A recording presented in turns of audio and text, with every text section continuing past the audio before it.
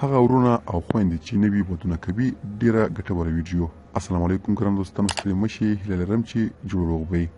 هغه ورونه او خويندې چې نوي ودونه کوي او لږ وخت یې واده ته پاتې وي، نو دا ویډیو دې ضرور وګورئ. سوال اوله دا چې کله یو نارینه د واده په اوله شپه خپل د مېرمنې سره نزدېکت وکړي، نو د اسلام په مقدس دین کې راغلی دي که یوه ښځه سموي او غلطه نه وي، نو هغه یو څه اندازه وینه کوي.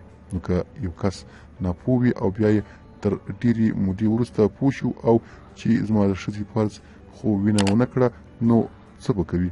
او که د دې ښځې تر ګناه د پوهېدو وروسته ورتېر سي، آیا دا ګناه ده او که ثواب؟ جواب: حامداً و مصلحاً.